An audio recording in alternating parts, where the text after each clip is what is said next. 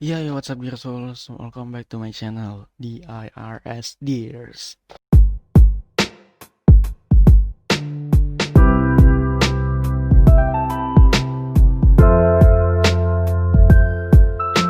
First of all, di sini sorry banget buat kalian yang mengharapkan ini konten horor. Ya, jadi ini bukan konten horor ya, sesuai yang kalian lihat di judul mungkin atau di thumbnail.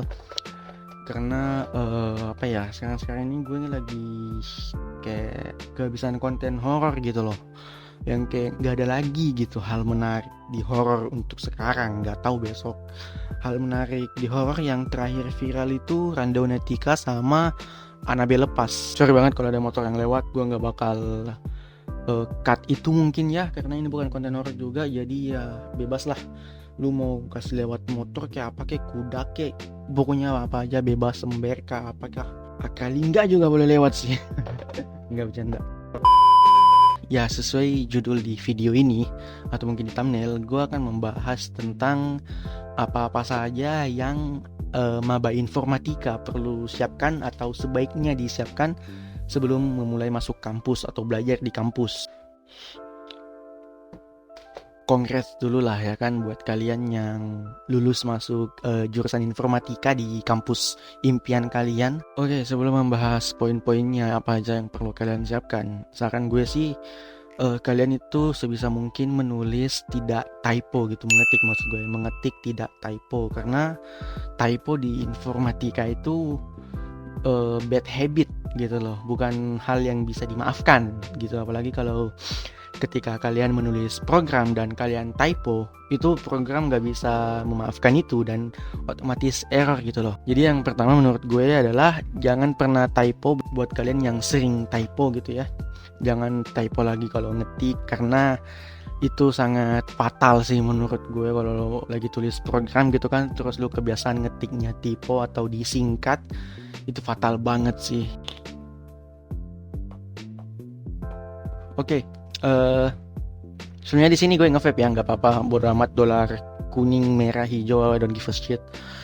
Jadi yang pertama itu yang perlu kalian siapkan ketika kalian masuk di teknik informatika atau jurusan informatika adalah mental. Iya, gue tahu ini bukan apa ya, mungkin ini nggak seseram matematika ya, kita semua tahu lah matematika seramnya gimana. Tapi kalian juga harus siapkan mental, dimana ketika mental kalian diuji ketika program kalian itu error gitu. Jadi gue yakin ketika pertama kali kalian menulis program atau belajar tentang program, kalian akan menemukan error, entah itu kurang titik koma atau mungkin tabnya kurang gitu masuk di if else. Sebentar kita bahas if else. Jadi saran gue sih, menurut gue ya, kalian itu kalau udah masuk informatika, siapkan mental dulu dan tidak gampang menyerah gitu loh.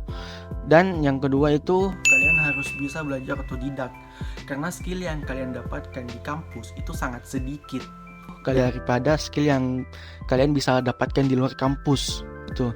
Jadi saran gue, ketika kalian mendapatkan sesuatu di kampus, kalian harus mengembangkannya itu di luar.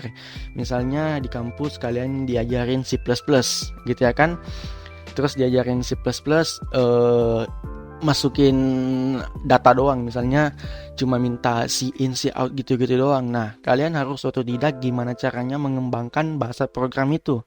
Artinya mungkin kalau di kampus diajarin C in C out doang, kalian belajar if else otodidak gitu, atau belajar fungsi di luar gitu-gitulah menurut gue.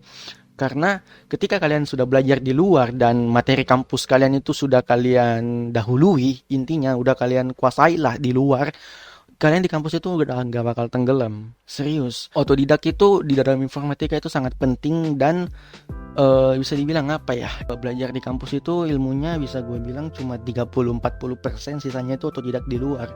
Entah itu kalian gabung di grup informatika di Facebook, atau kalian diskusi di Twitter informatika dan lain-lain. Itu menurut gue lebih apa ya, bisa dibilang lebih memberikan ilmu lah buat kalian. Dan juga yang pastinya kalau belajar otodidak juga perlu kesabaran gitu loh. Karena ketika kalian belajar otodidak, kalian gak punya guru di situ. Ketika lo salah, gak ada yang perbaiki itu kecuali diri lo sendiri gitu loh. Jadi kalau lo salah, Lo bisa ke Stack Overflow atau GitHub. Mungkin ya itu dua situs yang paling membantu sejauh ini buat gue sebagai anak informatika. Dan setiap error yang gue tulis di Google itu yang paling pertama tuh solusinya ada di Stack Overflow. Jadi akrab-akrab aja sih sama Stack Overflow. Terus yang ketiga, saran gue mulailah belajar tentang bahasa pemrograman C. Bukan cuma C doang, entah itu C++ atau C# yang si hashtag itu. Mulai belajar itu sih, tapi kebanyakan yang gue lihat di beberapa kampus yang gue tahu, mereka itu belajarnya tentang C++ dulu. Ada juga yang C#, tapi menurut gue C++ aja sih. Karena ketika dimana lo belajar C++, di situ tuh yang pertama lo akan lebih teliti dalam menulis program. Dan yang tidak kalah penting dari C++ adalah lo harus belajar yang pertama, yang paling pertama adalah algoritma atau logika atau step by step. Dimana misalnya ketika lo akan menyelesaikan suatu masalah, misalnya lo akan mengganti ban mobil, logikanya kan cari ban, cari alatnya, ganti. Kalau di informatika nggak gitu logikanya. Jadi logika di informatika itu disebut algoritma atau step by step. Jadi misalnya kita diberikan sebuah masalah, cara mengganti ban mobil gitu loh. Yang pertama kita cek dulu ban serepnya ada atau enggak. Ini logika gue, algoritma gue ya. Kebanyakan juga gitu sih. Kita cek ban serepnya ada atau enggak, terus kita cek alat-alatnya ada atau enggak, terus kita cek bannya itu beneran kempes apa enggak. Ketika semua itu yes atau iya, kita mulai melakukan prosesnya. Pertama ambil ban serep, terus lepaskan baut yang ada di ban yang kempes itu, keluarkan bannya, lalu pasang ban serepnya, kencangkan lagi bautnya, dan selesai. Itu proses simpelnya. Kalau mau yang lebih detailnya lagi, cek alatnya lagi. Cek alatnya ada apa enggak, cek alat yang cocok untuk baut maksud gue gitu. Jadi logika di informatika itu lebih mendetail daripada logika yang kita pakai sehari-hari gitu loh. Selanjutnya di informatika itu ada yang namanya flowchart. Nah flowchart ini ketika kalian sudah menguasai algoritma, kalian tidak akan kesusahan lagi di flowchart. Paling susahnya itu ketika kalian menggambar simbol-simbolnya gitu, yang kayak kalau start itu bentuknya gini, kalau proses itu persegi panjang, terus kalau if else itu belah ketupat dan lain-lain. Koreksi kalau gue salah. Jadi ketika kalian sudah menguasai algoritma dan kalian sudah menguasai flowchart, gue yakin itu gak bakalan susah untuk semester-semester 1 kalian di kampus sebagai anak informatika. Ya walaupun gue informatika swasta sih, cuman ya kebanyakan informatika ya gitu-gitu aja gitu loh yang dia bikin kalau maba-maba. Dan juga satu lagi, jangan harap kalian tidak akan menemukan matematika di informatika. Ada. Matematika di informatika itu ada, dan namanya itu kalkulus. Dia ganti nama doang bro. Tetap ketemu matematika. Cuman matematikanya itu lebih ke fungsi turunan, terus bilangan biner kita convert bilangan biner ke heksadesimal, oktadesimal, gitu-gitu doang sih matematikanya. Jadi menurut gue nggak perlu terlalu mikir-mikir, terlalu sampai stres kayak di SMA gitulah. Simple sih matematikanya, simple, logika doang. Terus yang ketiga yang gue mau sarankan kepada kalian ketika kalian masuk di informatika, usahakan itu kalian memiliki yang namanya laptop. Iya, walaupun nggak wajib semua anak informatika punya laptop, tapi di zaman sekarang yang kuliahnya itu daring, laptop itu menjadi suatu kewajiban. Gimana caranya kalian mau mengerjakan tugas kalau nggak ada laptop? Let's say bahasa pemrograman kayak C++ atau Python itu bisa dikerjakan di HP. Banyak kok aplikasinya. Cuma bagaimana ketika kalian punya tugas kuliah yang harus dikerjakan di laptop? Misalnya kayak MySQL, gimana? Kalian harus punya laptop. Entah itu mungkin laptopnya Kentang atau Dewa. Laptop Dewa dan Kentang itu tidak masalah di semester 1 di informatika. Walaupun laptop kalian Kentang, setidaknya itu Windows 7 dan bisa Zoom, tentunya bisa Zoom, terus bisa install C++ lah atau ide-ide yang lain, pasti bisa kok mengerjakannya. Ya walaupun harus sabar sih dengan loadingnya yang cukup lama. Karena pengalaman gue dari semester 1 sampai 2 ini gue pakai laptop Kentang juga. Bisa dibilang Kentang karena RAM-nya cuma 2 GB dan prosesornya tuh AMD Vision. dan itu udah cukup kentang banget di 2020 ini ya. Gue bisa melalui semester 1 dan 2 dengan laptop ini, asalkan ada kemauan dan kalian sabar sih. Gak peduli laptop kalian kentang sekentang gimana pun, intinya masih bisa Zoom, masih bisa install, masih bisa install IDE, dan masih bisa install kayak C++ atau Python. Oke, selanjutnya yang mau gue sarankan adalah command prompt, kalau nggak salah ya, CMD. Iya, kalian belajar CMD juga, bahasa-bahasa CMD. Gak usah terlalu dalam, kalian belajar perintah-perintah aja, kayak perintah untuk mengeluarkan CD, atau perintah untuk membuat folder, pindah ke folder lain, pindah ke partisi lain, membuat file dari CMD dengan file .txt dulu aja. Karena yang gue pelajari dengan CMD waktu semester 1 itu cara membuat file lewat CMD dengan format TXT atau Notepad yang bisa dibuka pakai Notepad gitu. And then setelah kalian menguasai C++, coba-coba kalian belajar Python. Karena ketika kalian, menurut gue pribadi, ketika lo sudah menguasai C++ dan lo pindah ke Python, lo itu merasa Python lebih menghargai lo daripada C++. Sumpah, di Python itu kita nggak butuh titik koma. Serius, di Python itu kita sesimpel-simpelnya simple. Kita nggak butuh yang namanya titik koma, kita nggak butuh yang namanya preprosesor. Itu sih yang menurut gue paling enaknya di Python setelah pindah dari C++ ke Python. Python memperlakukan gue dengan simple dan nggak ribet aja gitu loh, nggak nyusahin belajar Python. Tapi ketika lo belajar Python pertama kali and then pindah ke C++, gue yakin error lo pasti sampai 5 kali dalam satu program, karena lo pasti susah untuk memperhatikan titik koma dan lain-lain. Jadi gue sarankan itu kalau kalian belajar programming, belajarlah dulu C++, karena menurut gue itu program yang cukup ribet untuk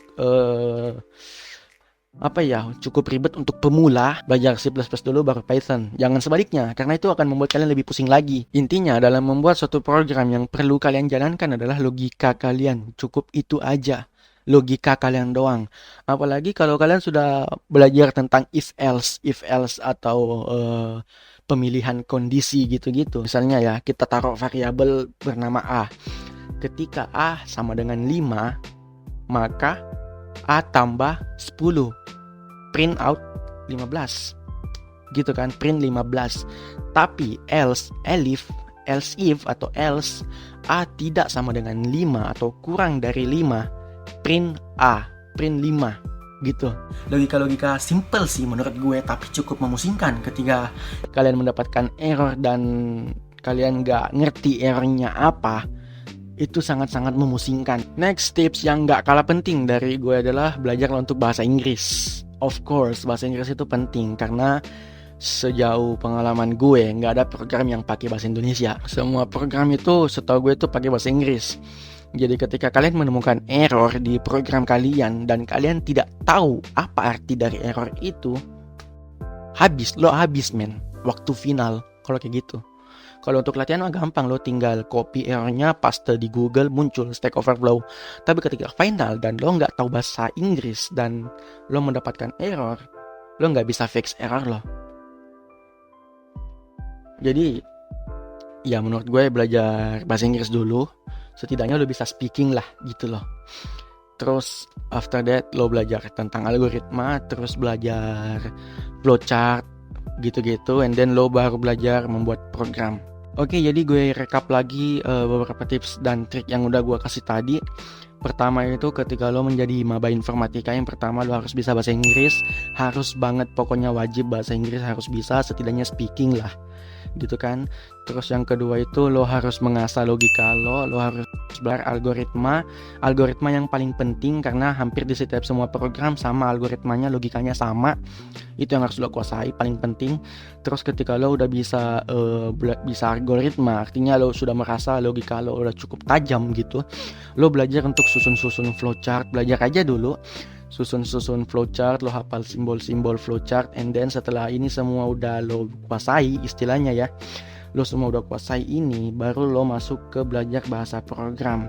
Dan saran gue seperti yang tadi gue bilang, bahasa program yang paling pertama untuk maba IT, saran gue itu adalah C++. Itu udah cukup merumitkan untuk pemula. Ya rumit sih, menurut gue untuk pemula itu rumit, karena gue juga ngerasa dulu itu rumit banget. Dan ketika lo sudah bisa C++, cobalah untuk ke Python, karena pengalaman gue ya pada saat semester 2 itu gue dapat Python setelah di semester 1 mendapatkan C++. Jadi lo coba Python setelah C++, after that mungkin nggak sampai mahir juga Python, tapi kalau mahir bagus. After that itu semester 1 sama 2 lo gue yakin bakalan mulus. Mungkin setiap informatika ada kalkulusnya kali ya. Jadi kalkulus itu lo belajar konversi bilangan antara bilangan binari ke bilangan heksadesimal, terus ke oktadesimal lagi. Seperti itu lalu pelajarin aja fungsi-fungsi juga. Kalau lo sanggup pelajarin aja, nggak apa-apa. Terus di kampus gue sih gue dapat juga yang namanya elektronika analog. Jadi di situ lo main, kalau di kampus gue ya, itu kita main yang namanya Proteus. Ya, jadi kita main-main sama Proteus di elektronika analog itu. Intinya tuh belajar otodidak, pantang menyerah dan tetap semangat. Ketika lo mendapatkan error, lo jangan pernah berhenti. Malahan lo harus menjadikan itu sebagai dorongan untuk memperbaiki program lo yang error itu, gitu loh. Banyak-banyak akrab sama Stack Overflow lah. Oke, mungkin sampai segini aja video gue kali ini. Sorry banget kalau pendek, sorry banget kalau panjang, dan sorry banget kalau polos-polos aja kayak gini. Don't forget to like, comment, share, subscribe, and stay tuned. Don't forget to follow my social media. Linknya ada di kolom deskripsi, namanya ada di sini. Dan sekali lagi gue ucapkan selamat datang di jurusan informatika. Whatever happens to you after watching this video, let it flow.